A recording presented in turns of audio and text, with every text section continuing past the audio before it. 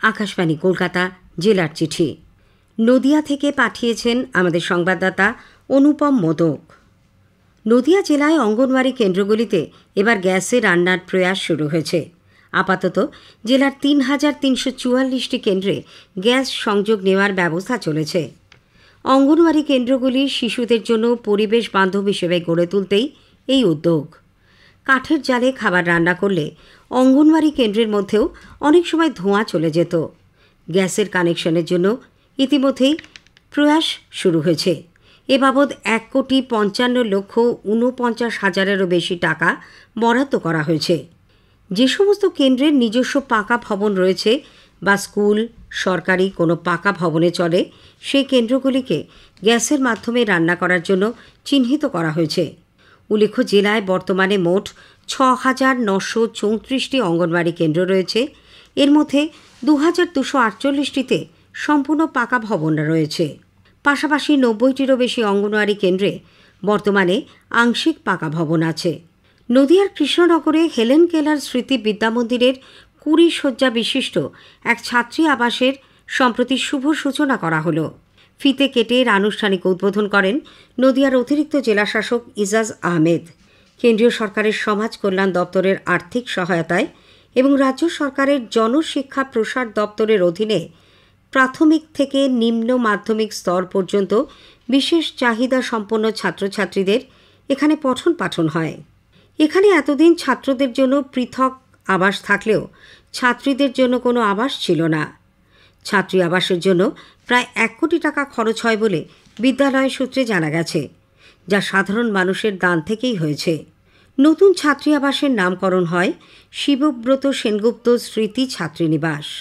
১৯৮২ সালের ২১শে মার্চ নদিয়া জেলায় বিশেষ চাহিদা সম্পন্ন শিক্ষার্থীদের জন্য কৃষ্ণনগরে প্রথম এই বিদ্যালয় গড়ে ওঠে। একটি ভাড়া বাড়িতে প্রথমে বিদ্যালয়ের পঠন পাঠন চলত।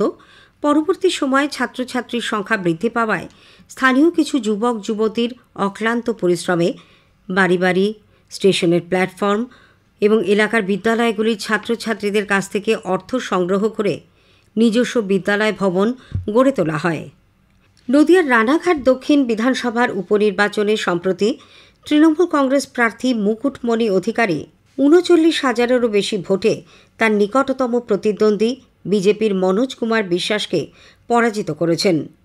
তৃতীয় স্থানে রয়েছেন সিপিআইএমের অরিন্দম বিশ্বাস। উল্লেখ্য, লোকসভা নির্বাচনের মুখে রানাঘাট দক্ষিণ কেন্দ্র থেকে বিজেপির হয়ে নির্বাচিত সদস্য মুকুটমণি অধিকারী দলবদল করে তৃণমূল কংগ্রেসে যোগদান করেন। লোকসভা নির্বাচনে তিনি তৃণমূল কংগ্রেসের প্রার্থী হন। শ্রী অধিকারী বিধানসভার সদস্য পদ ত্যাগ করলে আসনটি শূন্য হয়। সেই কারণেই এই উপনির্বাচন।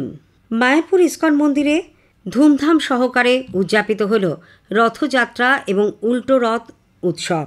৩টি সুসজ্জিত রথ বর্ণাঢ্য শোভাযাত্রা সহকারে রাজাপুরের জগন্নাথ মন্দির থেকে মায়াপুরে যায়। উল্টো রথের দিন আবার মায়াপুর থেকে 3টি সুসজ্জিত রথ এসে পৌঁছয় ইস্কনের রাজাপুর জগন্নাথ মন্দিরে।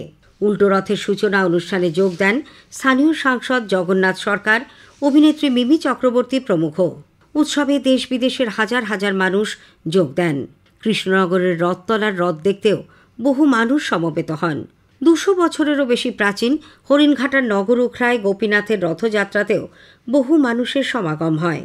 গত ১৫ই জুলাই বিধানচন্দ্র কৃষি বিশ্ববিদ্যালয়ে শিক্ষক ও শিক্ষাকর্মীদের যৌথ মঞ্চের পক্ষ থেকে কর্মবিরতি পালন করা হয়। এর আগেও অবসরের বয়সসীমা, পদোন্নতি, পেনশন সহ বিভিন্ন দাবি দাওয়া নিয়ে বিশ্ববিদ্যালয়ে অবস্থান বিক্ষোভ করা হয়েছিল। নদিয়া মুর্শিদাবাদ বন বিভাগের পক্ষ থেকে সোমবার কৃষ্ণনগরে বন মহোৎসব অনুষ্ঠিত হয়। জেলা স্তরের মূল অনুষ্ঠানটি হয় কৃষ্ণনগরের রবীন্দ্র ভবনে।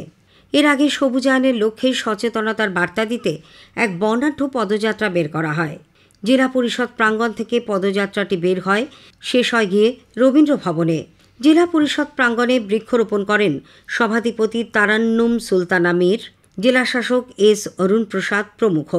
বন বিভাগের পক্ষ থেকে এই উপলক্ষে চারা বিতরণও করা হয়েছে। জেলার চিঠি শেষ হল। নদিয়া থেকে পাঠিয়েছেন আমাদের সংবাদদাতা অনুপম মোদক।